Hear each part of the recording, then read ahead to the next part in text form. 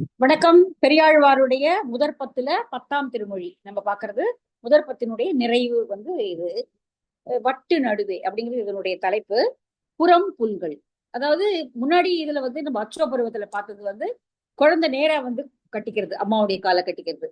ஆனா இங்க பின்னாடி குழந்தை கட்டிக்கிற அந்த அழகான காட்சிகளை சொல்றான். இங்க அம்மா வேலை செஞ்சுட்டு இருக்கும் பொழுது, தயிர் கடையும் பொழுதோ அல்லது உட்கார்ந்து அடுப்புல வேலை செய்யும் பொழுதோ, முன்னாடி எல்லாம் அடுப்பு உட்கார்ந்து பண்ற மாதிரிதான் இருக்கும் இல்லையா, கீழே உட்கார்ந்து பண்ற மாதிரி இருக்கும். சோ இப்படி பல நேரங்கள்ல குழந்தை பின்னாடி கட்டிக்கிற அந்த அழகை இங்க ரசிச்சு பாக்குறான். இந்த மாதிரி எனக்கு கட்டிக்கோ பின்னாடி அப்படின்னு சொல்றான். சோ அதுதான் இந்த 10 பாடல்களையும் கண்ணனுடைய அவதார சிறப்புகளையும் அவனுடைய பல்வேறு வேற லீலைகளையும் சொல்லி, இப்படிப்பட்டவனே என்னை அணைத்துக்கொள் அப்படின்னு யசோதை பாடுற மாதிரி இந்த பாடல்கள் அமைக்கப்பட்டிருக்கிறது. இந்த முதல் பாட்டு ரொம்ப ரொம்ப அழகான பாட்டு. ஒரு ஆண் குழந்தை வீட்டுல இருந்தா இந்த மாதிரி காட்சி நிச்சயமா எல்லாருமே பார்த்துப்போம். அந்த மாதிரியான ஒரு இது வேற ஏதாவது வேற மொழி இலக்கியங்கள்ல இந்த மாதிரி ஒரு பாட்டு இருக்குமா அப்படிங்கிறது ரொம்ப ரொம்ப சந்தேகம். ஈவன் நீங்க யூடியூப்ல போட்டு கேட்டு பாத்தீங்கன்னா, மாப்பை ஸ்ரீனிவாசன் ஐயா ஒரு உரை கொடுத்திருப்பாரு, வைணவ உரைகளுடைய சிறப்பை பத்தி. அதுல இந்த பாட்டை ரொம்ப ஸ்லாகிச்சு அவர் பேசியிருப்பாரு. இவ்வளவு அழகான பாட்டு. இந்த பாட்டை படிச்சாலே நமக்கு புரியும். அந்த குழந்தையினுடைய அந்த அந்த சிறு மணி இதுல இருந்து, அதாவது அதனுடைய சிறுநீர் கொஞ்சம் கொஞ்சமா சொட்டு சொட்டா, அது குழந்தை அதுக்கு சிறுநீர் கழிக்கணும் அப்படின்னா அதுக்கு சொல்லலாம் தெரியாது, அப்படியே நின்ன மேனிக்கு அது போயிடும், அவ்வளவுதான். அப்படி அப்படி வரா மாதிரி இருக்கும் பொழுது ஓடி வரும் அம்மாவை கூப்பிடுறதுக்கோ அல்லது போறதுக்கோ. அப்போ அதனுடைய நுனியில இருந்து சொட்டு சொட்டாக அந்த சிறுநீர் விழுந்துட்டு இருக்கும். அதோட அந்த சிறுநீர் நம்முடைய முதுகலையும் படுவது போல தாயாருடைய கழுத்தை குழந்தை கட்டிக்குது. இது இது எப்படி சொல்றது, இதை இவ்வளவு அழகா பெரியாழ்வார் யோசிச்சு அனுபவிச்சு பாடியிருக்கார். இத்தனைக்கும் பெரியாழ்வாருக்கு ஒரே ஒரு வளர்ப்பு மகள் தான், ஆண்டாள் தான். அவ எந்த வயசுல வந்தா எப்ப வளர்த்தாரு தெரியாது. ஆனால் இந்த கற்பனையை அவர் எப்படி பண்ணி பார்த்திருப்பார். அதுவும் ஒரு ஆண் ஒரு பெண்ணாக இருந்து இப்படி ஒரு குழந்தை வளரும் பொழுது வீட்டுல இந்த மாதிரி சில காட்சிகள் இருக்கும் அப்படிங்கறத ஒரு எப்படி கற்பனை பண்ணாரு அப்படிங்கிறது ரொம்ப ஆச்சரியமான ஒரு அழகுதான். பட்டு நடுவே வளர்கின்ற மாணிக்க மொட்டு நுனியில் முளைக்கின்ற முத்தே போல் சொட்டு சொட்டு என்ன துளிக்க துளிக்க என் குட்டன் என்னை புறம் புல்குவான், கோவிந்தன் என்னை புறம் புல்குவான். நிறைய பாடல்கள் இருக்கு, நம்ம முன்னாடி பார்த்திருக்கோம். அதாவது குழந்தை சிறு சிறு நடந்து குறுகை நீட்டி இட்டும் தொட்டும் கவியும் துழந்தும் நெய்யுடைய அடிசில் மெய்ப்பட விதித்தும் மயக்குறு மாக்களை இல்லோர்க்கு பயக்குறை இல்லை தாம் வாழும் நாளேன்னு குழந்தை அப்படியே நடுவுல நடந்து சாப்பாட்டை பிசைஞ்சு கையில் எடுத்து ஊட்டுறது, இந்த மாதிரி காட்சிகளை நிறைய இலக்கியம் பேசுது. ஆனால் இது போல ஒரு சிறு ஆண் குழந்தை அதனுடைய அந்த அது அதனுடைய அந்த குறியிலிருந்து அந்த சின்ன குழந்தையினுடைய இந்த மொட்டு போல இருக்கக்கூடிய குறி, அந்த ரெண்டு பக்கமும் இருக்கக்கூடிய அந்த இது பால்ஸ் மாதிரி இருக்கிறதுக்கு நடுவுல அந்த மாணிக்க மொட்டு போல அவனுடைய அந்த ஆண் குறி இருக்கிறது. வட்டு நடுவே வளர்கின்ற மாணிக்க மொட்டு. இந்த கிருஷ்ணனுடைய படத்தை பார்த்தா இந்த இந்த காட்சி அப்படி அழகா அழகா வரைஞ்சிருப்பாங்க. ரெண்டு பக்கமும் தாமரை இலை போல அந்த அமைப்பு இருக்கிறது அந்த குழந்தையினுடைய குறி. வட்டு நடுவே வளர்கின்ற அந்த ரெண்டு இலைக்கு நடுவுல ஒரு ஆம்பல் ஒரு தாமரை முளைச்சு வந்தா எப்படி இருக்குமோ அது போல மாணிக்க மொட்டு போல இருக்கிறதா அவனுடைய அந்த சிறு குறி. மாணிக்க மொட்டு, அதுல அவனுக்கு சிறுநீர் வருகிறது அந்த குழந்தைக்கு. இப்போ அது அப்படி அப்படி அந்த இதுல இருந்து தொட்டி வரும் பொழுது சொட்டு சொட்டாக வருது. நுனியில் முளைக்கின்ற முத்தே போல் அந்த அந்த சிறு அந்த நீர் சொட்டு முத்து போல இருக்கிறதா. ரெண்டு பக்கமும் வட்டு, அதுக்கு நடுவுல மாணிக்க முட்டு போல அவனுடைய குறி, அதுல சுளிர்க்கின்ற சிறுநீர் அதனுடைய முத்து போல அதுல அந்த வருது. அப்படி சொட்டு சொட்டாக வரும்போது சொட்டு சொட்டு என்ன துளிக்க துளிக்க சொட்டு சொட்டா வருது. அந்த குழந்தை அப்படியே அம்மாவுடைய முதுக பின்னாடி கட்டிக்கிறான். அப்ப அதனுடைய அந்த சிறுநீர் அம்மாவுடைய முதுகெல்லாமும் நினைக்கும் தான். அது குழந்தை வீட்டுல குழந்தை இருக்கிற யார் மடியிலையும் குழந்தையுடைய சிறுநீரோ அல்லது அதனுடைய மலஜலங்களோ இல்லாம இருக்கவே முடியாது. குழந்தை வளர்க்குற யாருமே அதை அனுபவிக்காம இருக்கவே முடியாது. அது மடியில உடனே குழந்தை யூரின் போகும் அல்லது டாய்லெட் போகும், அது எல்லாமே எல்லா வீடுகளையும் நடக்கிறதா. இத இந்த காட்சி அவர் எப்படி யோசிச்சு பார்த்திருப்பாருன்னு நான் ஆச்சரியப்படுறேன். சொட்டு சொட்டு என்ன துளிக்க துளிக்க என் குட்டன் என்னை புறம் புல்குவான். என்னை அப்படியே பின்னாடி இருந்து கட்டிப்பான். கோவிந்தன் என்னை புறம் புல்குவான், அதாவது கட்டிக்கோன்னு சொல்லல, வந்து கட்டிப்பான் அப்படின்னு சொல்றான். வந்து இந்த குழந்தை நான் வேலை செய்யும் பொழுது விடாமல் பின்னாடி வந்து என்னை அவன் கட்டி கொள்வான். இது வந்து எல்லாருக்கும் சொல்லி அனுபவிச்சு பாடுறான். ரொம்ப அழகா இருக்கு இல்லையா அது பாட்டு.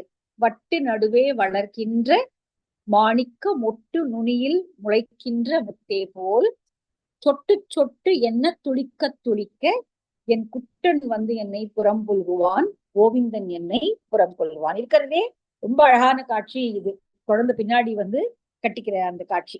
சரி, அடுத்தது அடுத்த பாட்டுல அது பல ஆபரணங்களை அணிந்திருக்கக்கூடிய அழகு குழந்தை. எல்லா ஆபரணங்களும் போட்டிருக்காங்க. ஏன்னா நல்ல பெரும் செல்வம் இருக்கக்கூடிய வீடு இல்லையா, நந்தகோபனுடைய வீடு பெரும் செல்வம் இருக்கக்கூடிய வீடு. அந்த குழந்தைக்கு எல்லா விதமான அணிகலன்களையும் அணிவித்திருக்கிறார்கள். அந்த அணிகலன்களை எல்லாம் பத்தி சொல்றான்.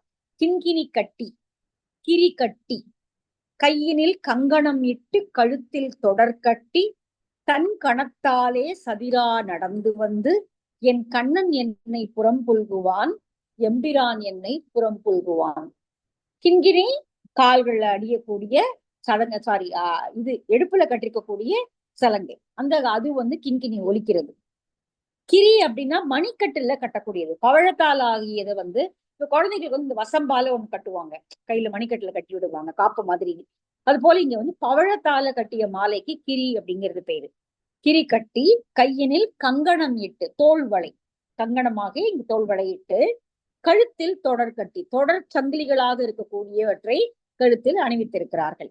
தன் கணத்தாலே சதுரா நடந்து வந்து, இத்தகைய எல்லா ஆபரணங்களோடு, இந்த எல்லா கணம்னா கூட்டம், இந்த அப்படி நிறைய அணிந்திருக்கக்கூடிய இந்த ஆபரணங்கள் ஒலி செய்ய, அப்போ அந்த அம்மாவுக்கு தெரியும் பின்னாடி குழந்தை வருது, வரப்போறான் வரான் அப்படிங்கிறது வந்து இந்த இந்த ஆபரணங்களுடைய ஒலியினாலேயே கண்டுபிடிச்சிருவா. ஆனா திரும்ப திரும்ப வேண்டியது இல்லை. திரும்பினா அந்த பின்னாடி குழந்தை வந்து கட்டிக்கிறதுனுடைய அந்த அனுபவம் போயிடும் இல்லையா. அதனால வந்து அவன் வராங்கிறது தெரியுது, அவ வந்து வெயிட் பண்றா, வந்து பின்னாடி வந்து அவன் கட்டிப்பான் அப்படிங்கிறது. தன் கணத்தாலே சதிரா நடந்து வந்து, என் கண்ணன் என்னை புறம் புல்குவான், எம்பிரான் என்னை புறம் புல்குவான். எங்களுடைய தலைவன் ஆகிய கண்ணன் எங்களை புறம் புல்குவான் அப்படிங்கிறார். ரொம்ப அழகான பாட்டு இல்லையா. சரி, அடுத்த அடுத்த பாடலும் இதே மாதிரியான பொருள் தான். கத்த கதித்து கிடந்த பெரும் செல்வம் ஒத்து பொருத்தி கொண்டு உண்ணாது மண்ணாழ்வான், கொத்து தலைவன் குடிகெட தோன்றிய அத்தன் வந்து என்னை புறம் புல்குவான், ஆயர்கள் ஏறு என்னை என் புறம் புல்குவான். ஆயர்களுடைய ஏறு நீங்க ஏற்கனவே நம்ம பல பாடல்கள்ல பார்த்திருக்கோம். ஆயர்களுக்கு தலைவனாக இருப்பவன் அவன். கொத்து தலைவன் குடிகெட தோன்றிய, கொத்து தலைவன், கொத்து அப்படின்னா கூட்டமாக இருக்கக்கூடிய துரியோதனாதிகள் ஏராளமான பேர், 100 பேருக்கு மேல இருப்பாங்க. அதோட கூட மற்ற மன்னர்கள் அதோட சேர்ந்து அவன் ஒரு பெரிய குழுவாக இருப்பவன் துரியோதனன். இங்க கொத்து தலைவன் அப்படின்னா இங்க துரியோதனனை குறிக்கும். அப்படி கொத்தாக அவ்வளவு பேர் கூட்டமாக இருக்கக்கூடிய துரியோதனனுடைய குடி கெடும்படியாக, அவனுடைய வாழ்வு நசிக்கும்படியாக தோன்றியவனாகிய கண்ணன் தான். பெரும்பாலும் அந்த போருக்கு கண்ணனும் காரணம் தான். பாஞ்சாலி ஒரு பக்கம் காரணம், அவர்களுடைய இது ஒரு பக்கம் காரணம் அப்படின்னா கூட கண்ணனுடைய ஒரு காரணமும் அதுல இருக்கு அந்த போர் நடைபெறுவதற்கு. சோ அவர்களை முற்றுமாக அழிக்க வேண்டும் என்பதற்காகத்தான் கண்ணன் அங்க தோன்றினான் அப்படின்னு சொல்லி, அத்தன்னா அப்பன், தந்தை, தந்தை போன்றவனாகிய கண்ணன் இப்படி வந்து என்னை புறம் கட்டி கொள்வான். கத்து கதித்து கிடந்த பெரும் செல்வம் ஒத்த பொருந்தி கொண்டு உண்ணாது மண்ணாழ்வான். இந்த அந்த அதாவது நிறைய செல்வம் இருக்கு, இதுவும் துரியோதனை குறிக்கக்கூடிய வரிதான். கத்த கதித்து கிடந்த பெரும் செல்வம், அவ்வளவு பெரும் செல்வம் இருந்தது இல்லையா. துரியோதனர்களுக்கும் பாண்டவர்களுக்கும் சேர்த்திருக்கக்கூடிய செல்வத்தை பார்த்தால் அவ்வளவு பெரிய செல்வம் அது. அது பகிர்ந்து கொடுத்து வாழ்ந்தால் ஒண்ணும் ஆயிருக்க போறது இல்லை. 2 பேருக்கும் பகிர்ந்து கொடுத்து தனித்தனியா அரசாட்சி செய்திருந்தால் கூட அவங்க நல்லாதான் இருந்திருக்க போறாங்க. ஒத்து பொருந்தி கொண்டு உண்ணாது, அவர்களோடு பகிர்ந்து கொடுக்க விரும்பாது, பாண்டவர்களுக்கு ஒரு துளி ஊசி முனையிடம் கூட கொடுக்க மாட்டேன் என்று பிடிவாதம் பிடித்து தானே அந்த மண்ணை ஆண்டவனாகிய துரியோதனனுடைய கொத்து தலைவன். இப்படி கூட்டமாக இருக்கக்கூடிய துரியோதனனுடைய குடி அழியும்படியாக வந்து தோன்றியவனாகிய கண்ணன் என்னை வந்து புறம் கட்டி கொள்வான் அப்படிங்கிறான். அதான் இந்த பாடல். கத்து கதித்து கிடந்த பெரும் செல்வன் ஒத்து பொருந்தி கொண்டு உண்ணாது மண் ஆழ்வான், கொத்து தலைவன் குடிகெட தோன்றிய அத்தன் வந்து என்னை புறம் புல்குவான், ஆயர்கள் ஏறு என் புறம் புல்குவான். அடுத்த பாடலும் அதே மகாபாரத போற சொல்லக்கூடிய பாடல் தான். நாந்தகம் ஏந்திய நம்பி சரண் என்று தாழ்ந்த தனஞ்செயற்கு ஆகி தரணியில் வேந்தர்கள் உட்க விசயன் மணி தின் தேர் ஊர்ந்தவன் என்னை புறம் புல்குவான் உம்பர்கோன் என்னை புறம் புல்குவான். உம்பர்கோன்னா வானத்தில் இருப்பவர்களாகிய தேவர்கள். தேவர்களுக்கு தலைவனாக இருப்பவன் விஷ்ணு. விஷ்ணுவனுடைய அவதாரம் கண்ணன். கண்ணன் என்னை வந்து புறம் கட்டிக்கொள்வான். அதுக்கு முன்னாடி இருப்பது மகாபாரத போரில் அவன் விஜயனுக்கு சாரதியாக, பார்த்த சாரதியாக வந்த காட்சி. நாந்தகம் ஏந்திய நம்பி. நாந்தகம் அப்படிங்கிறது வந்து விஷ்ணுவனுடைய கையில் இருக்கக்கூடிய வாள். அதற்கு நாந்தகம் என்பது பெயர். சரண் என்று நாந்தகம் ஏந்திய நம்பியாகிய உனக்கே நாங்கள் சரண் என்று சொல்லி வந்து பாண்டவர்கள் அவனுடைய அடி தொழுது நின்றார்கள். அப்படி அவர்கள் சரணாகதி அடைந்ததுனால அவன் அந்த பாரத போரிலே விஜயனுக்கு தேர் ஓட்டினான் இல்லையா. தாழ்ந்த தனஞ்செயற்கு, தனஞ்செயன்னா இங்க விஜயன், இவன் அர்ஜுனன் ஆகி தரணியில் வேந்தர்கள் உட்க, அரசர்கள் உட்கன்னா அஞ்சும்படியாக, எதிர்த்தரப்பில் இருக்கக்கூடிய அரசர்கள் எல்லாம் அஞ்சும்படியாக. ஐயோ, கண்ணன் இந்த போருக்குள்ள வந்துட்டான். இத்தனைக்கும் கண்ணன் வந்து கையில எந்த ஆயுதத்தையும் எடுக்கல. இந்த பஞ்ச பாண்டவர்களுக்கு உதவியதான் வரனே ஒழிய அவன் கையில் எந்த ஆயுதத்தையும் இந்த போர்ல எடுக்கல இல்லையா. மகாபாரத போர்ல அவன் சாரதி மட்டும்தான். அவன் கையில இருக்கக்கூடிய 5 படைகள்ல எந்த படையும் அவன் பயன்படுத்தல. ஆனாலும் எதிர்த்தரப்பு மன்னர்கள் அதுக்கே அஞ்சுகிறார்கள். அவனுடைய பிரசன்ஸ் அப்படிங்கிறதே வந்து அங்க அச்சத்தை தருவதாக இருக்கிறது. வேந்தர்கள் உட்க என்றால் அஞ்ச. விசயன் மணி தின் தேர் ஊர்ந்தவன், அந்த விஜயனுடைய தேரை நடத்தியவனாகிய கண்ணன், என்னை பார்த்த சாரதியாகிய கண்ணன் என்னை வந்து பின்னாடி கட்டிக்கொள்வான். சரி, அழகா இருக்கு இல்லையா. அடுத்தது இதே போல பல்விதமான லீலைகளை அவன் கண்ணபிரான். அது வந்து ரொம்ப புராண கதைகளே ரொம்ப அழகானது வந்து இந்த பாகவதம் தான். கண்ணனுடைய லீலைகளை சொல்லக்கூடிய இந்த பாகவதம் வந்து கற்பனை தான் அப்படின்னாலும் கூட, கற்பனை யார் யாரோ இட்டு கட்டி எழுதினது இதெல்லாம் வரலாறு இல்லை, பொய்யாவே இருக்கட்டும் அப்படின்னா கூட, ஒரு இறைவனை குழந்தையாக பாவித்து பாடக்கூடிய அந்த அழகு அப்படிங்கிறது வந்து ரொம்ப ரொம்ப அழகானது. இன்னைக்கும் நம்ம வந்து ஒரு கிருஷ்ண ஜெயந்தினா அது வந்து ஒரு குழந்தைகளாக அலங்கரித்து அப்படி கொண்டாடுறது அப்படிங்கிறது வந்து ஒரு சமயம் அதோட இதெல்லாம் தாண்டி ஒரு அழகியல் ரீதியாகவும் ஒரு சடங்குகள் ரீதியாகவும் அது ரொம்ப அழகான ஒரு பண்டிகை.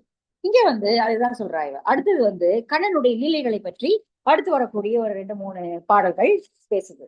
வெண்கல பத்திரம் கட்டி விளையாடி கண் பல செய்த கருந்தழை காவின் கீழ் பண்பல பாடி பல்லாண்டு இசைப்ப பண்டு மண் பல கொண்டான் புறம் புல்குவான் வாமனன் என்னை புறம் புல்குவான். வாமன அவதாரத்தை இங்க வந்து சொல்றா. முன்னொரு காலத்துல எப்பயோ நடந்தது.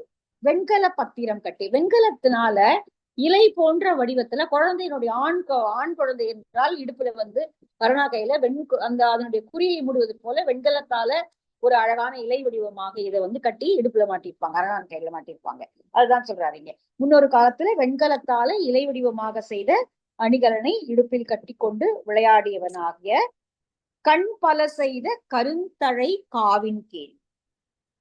கண் பல செய்த, கண்கள் பல உடைய, கண்கள்னா இங்க மயிர்பீலிகள், ஒவ்வொரு மயிர்பீலியும் ஒரு கண் இருக்கும் இல்லையா, அதை சொல்றாரு. கண் பல செய்த கருந்தழை காவின் கீழ், அந்த மயிர்பீலிகளை சூட்டி கொண்டவராக, கண்கள் பல இருக்கக்கூடிய மயிர்பீலிகளை சூட்டி கொண்டவனாக அந்த செய்யப்பட்ட பெரும் குடையை பிடித்துக் கொண்டு, இங்க வந்து வாமன அவதாரம், இந்த மயிர்பீலிகளால் தொகைகளால் செய்யப்பட்ட குடை, அந்த குடையை எடுத்துக்கொண்டு, காவுனா இங்கே குடை, குடையின் கீழ் பண்பல பாண்டி பல்லாண்டு இசைப்ப, அடியவர்கள் எல்லாம் வந்து அவன் மூவடி மண் கேட்டு அவனை, அந்த மகாபலி சக்கரவர்த்தியை அழித்த அந்த அந்த செய்தியை பிறரெல்லாம் பாட பல்லாண்டு இசைத்து அவனை வாழ்த்தும்படியாக பண்டு மண்பல கொண்டான். ஒரு காலத்துல வாமன அவதாரத்துல அவன் இப்படி மண் பல, வானம் வையகம் அவனுடைய தலை, இப்படி எல்லாவற்றையும் தனக்காக ஆக்கி கொண்டவனாகிய கண்ணன் வாமன அவதாரமாக தோன்றியவன் என்னுடைய புறம் வந்து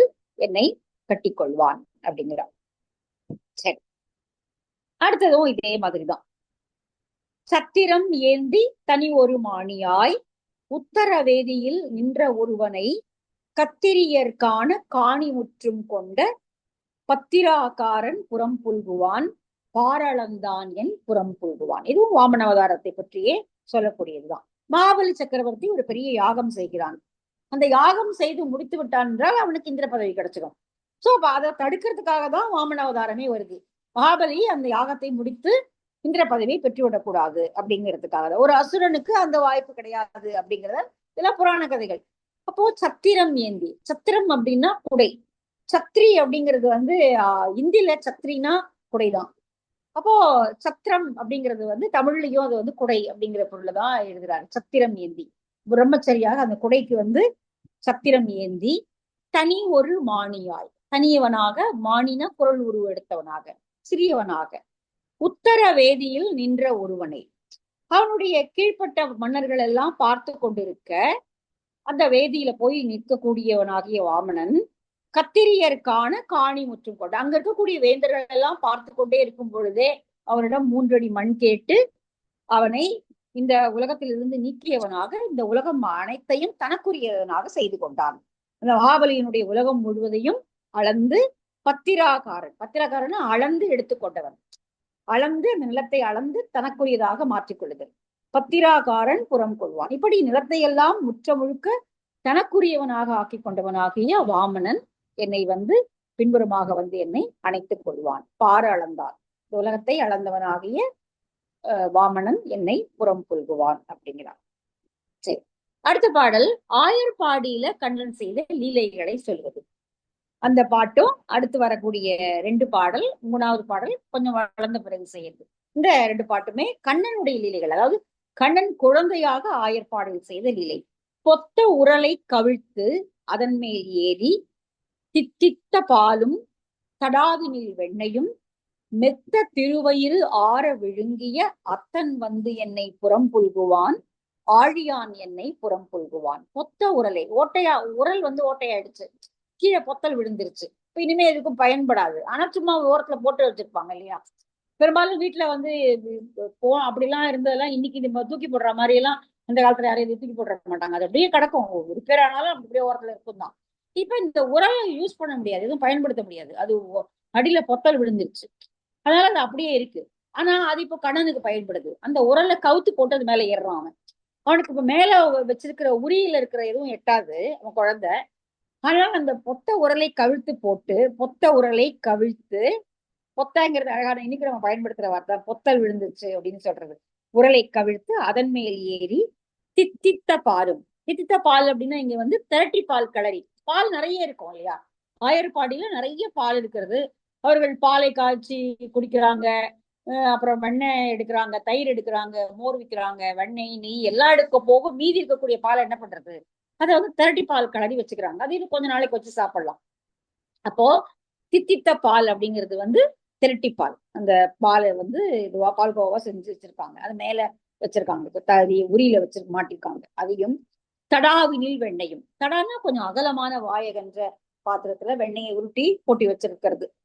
தடாவினில் வெண்ணெய், அந்த வெண்ணெயையும் எடுத்து அவன் மாந்துகிறான். மெத்த திருவயிறு ஆற விழுங்கிய, அந்த வயிறு நிறைஞ்சு அப்படியே வீங்கி போகும்படியாக அவன் மொத்தத்தையும் எடுத்து எடுத்து உண்டு விடுகிறான். அத்தன் வந்து என்னை புறம் புல்குவான், எங்களுக்கு தந்தையாகிய அவன் வந்து என்னை புறம் புல்கி என்னை அணைத்துக் கொள்வான். ஆழியான், ஆழினா சக்கரம், சக்கரத்தை கையில் ஏந்தியவனாகிய அவன் என்னை பின்புறம் வந்து கட்டிக்கொள்வான் அப்படிங்கிறான். சரி, அடுத்தது வந்து ஆயர்பாடியே மயங்கி கிடந்தது இல்லையா. கண்ணனுடைய குழல் இசைக்கு ஆயர்பாடியே மயங்கி கிடந்தது அப்படின்னு நிறைய கதைகள் இருக்கிறது. அவன் குழல் ஊதினால் அந்த மாடு கன்றுகள் பின்னாடியே போகும், ஆயர்பாடியினுடைய பெண்டுகள் பின்னாடியே போவாங்க. அவன் வந்து என்ன லீலைகள் செய்தாலும் என்ன குறும்புத்தனம் பண்ணாலும் அந்த குழல் ஊதி அவர்களை மயக்கி விடுவான். அப்போ அந்த ஊரே கிறங்கி கிடக்கும், அப்படியே வெண்ணிலாவினுடைய ஒளி வீச அப்படியே வந்து அந்த நம்ம அந்த மாதிரி நிறைய பெயிண்டிங்ஸ் நம்ம பார்த்திருப்போம். இந்த ஊரே அப்படியே மயங்கி நிற்கும் அந்த வெண்ணிலாவுடைய ஒளியில. கண்ணன் குழல் இசைக்க ஒரு மேடுல நின்னவனுக்கு குழல் இசைக்க கீழே வந்து மாடு கன்றுகள் ஆயர்பாடி பெண்கள் எல்லாம் அப்படியே மயங்கி நிக்கிற மாதிரியான ஓவிய காட்சிகளை நம்ம பார்த்திருக்கலாம். அந்த கிட்டத்தட்ட அந்த ஓவிய காட்சி தான் இந்த பாட்டு சொல்லுது. மூத்த அவை காண முது மணற்குன்று ஏறி கூத்து வந்து ஆடி குழலால் இசைப்பாடி வாய்த்த மறையோர் வணங்க இமையவர் ஏத்த வந்து என்னை புறம் புல்குவான், எம்பிரான் என்னை புறம் புல்குவான். இந்த அவதாரங்கள்லயே ரொம்ப ரொம்ப கலர்ஃபுல்லான ரொம்ப ஜாய்ஃபுல்லான ரொம்ப அப்படி செலிப்ரேட்டிங் ஒரு அவதாரம்னா அது வந்து கிருஷ்ணாவதாரம் தான். அவனுடைய வாழ்க்கை அவனுக்கு வந்து எந்த விதமான விதிகளுக்குள்ளயும் அவன் கட்டுப்பட்டவன் கிடையாது இல்லையா. கிருஷ்ணாவதாரத்து ராமாவதாரம் எப்படி வந்து எல்லா விதிகளுக்கும் கட்டுப்பட்டதோ, அதுக்கு வந்து முற்ற முழுக்க ஒரு எதிர்ப்பதமான அவதாரம் வந்து கிருஷ்ணாவதாரம். எந்த விதமான கட்டுப்பாடுகளும் விதிகளும் கிடையாது, எது வேணாலும் செய்யலாம். அதாவது போர்லயும் காதல்லையும் எல்லாமே ஃபேர் அண்ட் குட் தான் அப்படிங்கிற மாதிரி எதுல எந்த கட்டுப்பாடுகளும் அவனுக்கு கிடையாது. அப்படிங்கிற ஒரு அவதாரம் வந்து கிருஷ்ணாவதாரம் தான். அதனால அவன் வந்து ரொம்ப வாழ்க்கையை முற்ற முழுக்க வண்ணமயமாக அனுபவிக்கக்கூடிய ஒரு அவதாரமா தான் அதை வந்து படைச்சு காட்டியிருக்காங்க. மூத்த அவை காண முதியவர்கள் எல்லாம் இருந்து பார்த்து மகிழ அவன் ஒரு பெரிய மணற்குன்றின் மேல் ஏறி நின்று கொண்டு அவன் கீதம் இசைக்கிறான். கூத்து வந்து ஆடி குழலால் இசைப்பாடி நன்றாக ஆடி பாடிக்கொண்டே அவன் வந்து குழல் இசைத்து எல்லோரையும் மயக்குகிறான். வாய்த்த மறையோர் வணங்க இதை பார்த்து மறையவர்கள் எல்லாம் கூட அவனுடைய லீலைகளை பார்த்து மயங்கி அவனை வணங்கி நிற்கிறார்கள். இமையவர் ஏத்த வந்து இமையவர்களுக்கு இதெல்லாம் பார்க்கறதுல ரொம்ப சந்தோஷம். அவனுடைய அவதார செய்தி இனிமேதான் நடக்க போகுது. கம்சனை கொல்ல போகிறான், பாண்டவர்களுக்கு தூது போக போகிறான், பாண்டவர்களுக்கு பக்கபலமாம இருந்து மகாபாரத போரை நடத்த போகிறான். இதெல்லாம் பின்னாடி வரப்போகுது. ஆனால் இங்கே இமையவர்கள் இந்த குழந்தை வளர்கிற அழகையும் அவன் செய்யக்கூடிய லீலைகளையும் பார்த்து அவர்களும் போற்றி மகிழ்கிறார்கள். இமையவர் ஏத்த வந்து இப்படிப்பட்ட லீலைகளை செய்யக்கூடியவனாகிய கண்ணன் என்னை வந்து இப்ப குழந்தைதான் அவன். இந்த கால மயக்கம் நம்ம முன்னாடியே பல பாடல்களை பார்த்ததான். அந்த கால மயக்கம் பின்னாடி செய்ததெல்லாம் இந்த குழந்தையை சொல்லி இந்த இப்படிப்பட்ட இந்த குழந்தை இதெல்லாம் செய்ய போற குழந்தை, இதெல்லாம் நடத்த போறான் இனிமேதான். ஆனால் இப்போ அவன் குழந்தை. இவன் வந்து என்னை பின்னாடி என்னை புறம் புல்குவான், பின்னால் வந்து என்னை கட்டி கொள்வான் அப்படிங்கிறான். அடுத்த பாட்டு வந்து கண்ணன் வளர்ந்த பிறகு அவனுக்கு பல மனைவியர். நிறைய அந்த கதைகளை பார்த்திருப்போம். இங்கேயும் இருப்பான், அங்கேயும் இருப்பான், சத்யபாமாயிட்டையும் இருப்பான், ருக்மணிகிட்டையும் இருப்பான், அங்கேயும் இருப்பான், இங்கேயும் இருப்பான், எல்லா இடங்கள்லயும் இருப்பான். அப்ப அவளை விட இவளுக்கு என்ன ஜாஸ்தியா அப்படின்னு அவங்களுக்குள்ள அந்த மனைவியருக்கு நடுவில் பொறாம வரும். அப்ப வந்து அவகிட்ட பாரிஜாதம் இருக்குன்னா எனக்கு ஏதாவது வேணுமே, கற்பக தெருவை கொண்டு வா அப்படின்னு சத்யபாமா கேட்கிறான். அப்ப அவன் வானத்துல இருக்கக்கூடிய இந்திரலோகத்துல இருக்கக்கூடிய கற்பக தெருவை அவள் கேட்ட மறு நிமிடம் அவளுடைய முற்றத்தில் கொண்டு வந்து நட்டு அதை அங்க வளரச் செய்தான். வானத்தில் இருக்கக்கூடிய இந்திரலோகத்தில் இருக்கக்கூடிய கற்பக தருவை ஒரு நொடிக்குள் சத்தியபாமையனுடைய வீட்டு முற்றத்தில் வளரச் செய்தவனாகிய அந்த பெரும் காதலனாகிய அவன் என்னை வந்து புறம் புல்குவான் அப்படிங்கிறார். கற்பக காவு கருதிய காதலிக்கு இப்பொழுது ஈவன் என்று இந்திரன் காவினில் நிற்பன செய்து நிலாத்திகள் முற்றத்துள் உய்த்தவன் என்னை புறம் புல்குவான். நமக்கு பாட்டை படிச்சாலே நமக்கு புரியுது இல்லையா. கற்பக காவு கருதிய காதலிக்கு, கற்பக தோட்டம் போல ஒரு ஒரு கற்பக மரத்தை நட்டா அது ஒரு பெரிய தோட்டம் போல வளர்ந்துடும். அந்த கற்பக காவு தன்னுடைய நிலா முற்றத்துல இருக்கணும் அப்படின்னு சொல்லி சத்யபாமி அவளுக்கு திடீர்னு ஒரு ஆசை வந்துருக்கு. இந்த மரம் ஏன் தங்கிட்டு இருக்க கூடாது, என்ன இருந்தாலும் உலகம் புகழக்கூடிய கண்ணனுடைய மனைவி இல்லையா, தான் எனக்கிட்ட இருக்கக்கூடாதா அப்படின்னு அவளுக்கு ஒரு எண்ணம் வந்துருது. இப்பொழுது ஈவன் அப்ப நீ நினைச்சிட்டு அதை உடனே தந்துடுறேன் அப்படின்னு சொல்லி உடனே அடுத்த கணத்துல அவன் கொண்டு வந்து அந்த இந்திரன் காவிரில் இந்திரனுடைய தோட்டத்தில் இருந்த அந்த கற்பக தருவை விற்பனை செய்து கீழே கொண்டு வந்து பூமியில சத்யபாமையினுடைய நிலா திகழ் முற்றத்துள் நிலா ஒளி வீசுகின்ற அந்த முற்றத்தில் இந்த மரத்தை கொண்டு வந்து அவன் வளரச் செய்கிறான். உய்த்தவன் என்னை புறம் புல்குவான். இப்படி அவளுக்கு அவள் கேட்ட நொடியில கொடுத்தவனாகிய கண்ணன் என்னை இப்பொழுது குழந்தையாக என்னுடைய கழுத்தை கட்டி கொண்டிருக்கிறான். உம்பர்கோன் தேவர்களுடைய தலைவனாகிய அவன் என்னை என்னுடைய கழுத்தை கட்டி கொண்டு விளையாடுவான். அவன் விளையாடுறானா இல்லையோ அவளுக்கு ஒரு ஆசை விளையாடுவான்னு. அப்படி பெரியாழ்வாருக்கு ஒரு ஆசை. நல்லா அனுபவிச்சு வாழ்க்கையை வந்து அதாவது பக்தியிலேயே வந்து பல ரசங்கள் உண்டு. இதுல இப்படி குழந்தையா பாவிச்சு பாடுறது அப்படிங்கிறது வந்து ஒரு தனிப்பட்ட அழகு. சரி, இந்த பாடல்கள் எல்லாம் படிப்பவர்களுக்கு என்ன பலன் கிடைக்கும்? அதான் நிறைவு பாடல். ஆய்ச்சி அன்று ஆழிபிரான் புறம் புல்கிய வேய்த்தடம் தோழி சொல் விட்டு சித்தன் மகிழ்ந்து ஈத்த தமிழ் இவை ஈரைந்தும் வல்லவர் வாய்த்த நன் மக்களை பெற்று மகிழ்வரே. ஆய்ச்சி என்று ஆய்ச்சியாகிய யசோதை அன்று ஆழிபிரான் ஆகிய ஆழிபிரான்னா வந்து